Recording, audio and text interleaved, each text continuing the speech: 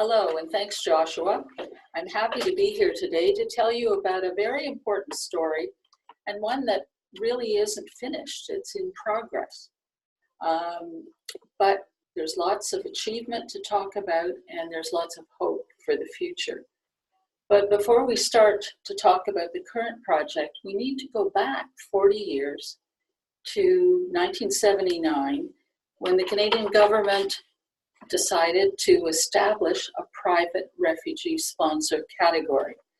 That was back in the days, I think, when Joe Clark was Prime Minister, and then he and a number of people from all the parties in government decided that Canada needed to respond to what was going on in Vietnam. And so Islington United Church became one of the first congregations to be matched with a family from Vietnam. And 3 months later, a second family arrived. So it developed a very organized committee with rules and roles and responsibilities well outlined so that everybody had an idea of what they needed to do to help these two families be successful. Since then, over the last 40 years, we have established 56 families from 34 countries. It's an amazing result when you look at the work of all the volunteers over that 40 years. Our committee, which is a Refugee Ministry Support Committee, meets monthly, and our subcommittees all report on the work that they're doing. And I'm happy to say that within 2 weeks, our next family, a mom and a daughter, will be arriving from Syria. So that takes us up to 2015, when the Syrian crisis began to be front page news. And a lot of churches and community groups wanted to sponsor refugees. And so we did a survey of churches in central Etobicoke to see how many might like to come to an evening workshop or a Saturday workshop on learning about Syrian culture. And surprisingly to us, we thought maybe there might be 20 people arrive, and we had 85 people come to this event on a Saturday morning, 3 hours. The Arab Community Center of Toronto supplied a speaker, and we were able to offer this workshop free of charge to any private sponsor in the GTA. And we thought it would be the GTA, but it wasn't. We had people come from Prince Edward County, from as far north as Barrie and Orillia, as far west as Kitchener, and to the south in Niagara Falls. And so when the day finished, we began to think maybe we had identified a need, and that there were a lot of new private sponsors starting their work who needed a little help, advice, and probably an opportunity to learn some best practices.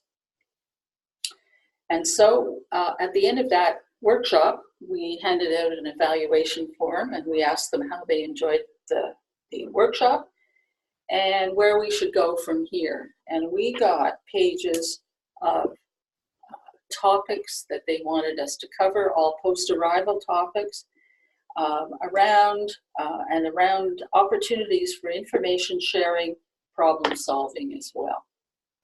And so we realized at that point that perhaps we had a bigger job to do than we had originally thought we were going to do. And the group decided that we would see what we could do in planning some more workshops. Some of the criteria that were really important is that we didn't want to charge for these workshops. And so anybody that we invited to speak would have to speak as a volunteer, just as the volunteers were organizing the event. We made the focus on network and connection, education and connection, so that it was almost like a train the trainer, that that people from refugee committees could come, they could share information, they could seek advice from anybody else at their table who may have already solved that kind of problem, and really get to form the beginning of a network. And the more we did, the more people wanted. And our 85, the first attendance group, continued to increase. We gathered emails and put them in a database, and certainly over the first 2 years, we went from 85 people to over 200. And all of that was still all volunteer, no cost. Islington provided the space, and everybody else provided their time and expertise and learning. It was a real team effort. And so at the end of 2 years, we looked at maybe we should be formalizing.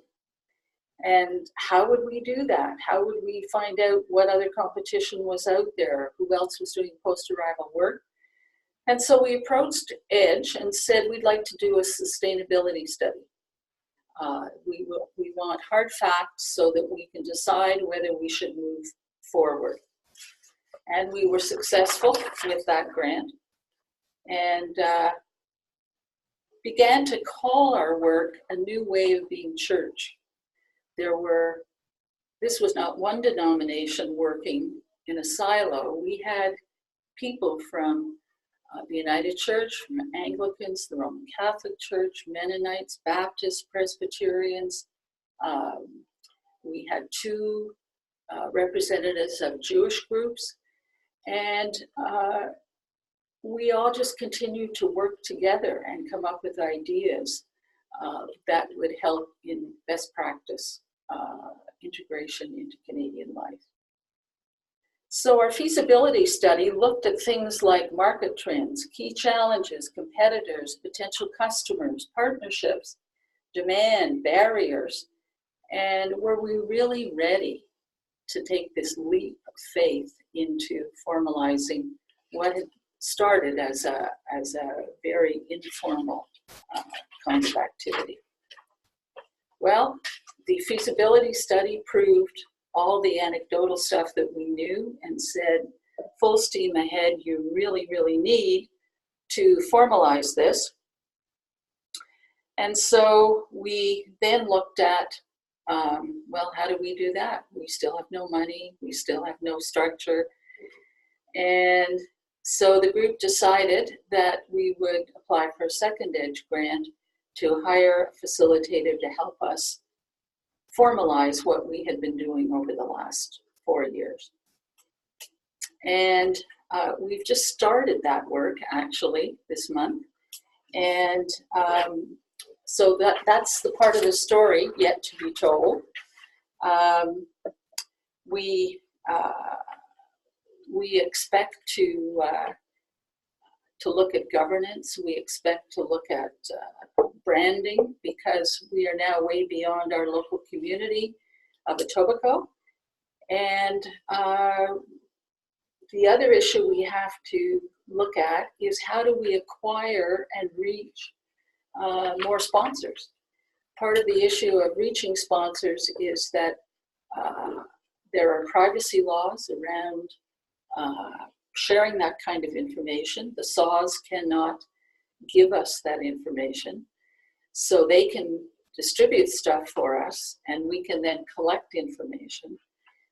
So there's a big job there to be done as well.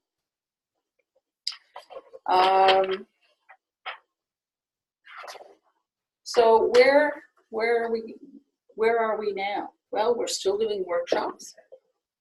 We have another one coming up on February 22nd, where we're taking kind of a breather from looking at topics like how to find accommodation and what's the best ESL program and how to engage women in community. We thought we'd take a little breather and look at strategies for sponsor group effectiveness. After, let's say, 4 years, it was time to kind of look inward a little bit and think about how we could build a more positive team, how we could build trust, how we could reduce conflict, and perhaps encourage better decision making. So we're really anxious to have people join us on February 22nd, and you can do that through Eventbrite. So part 2 of the story will be when we finish our current work and launch the network, which I'm hopeful will happen within the next year, and have some part-time staff and a new identity, a new brand, and that we can continue our work together.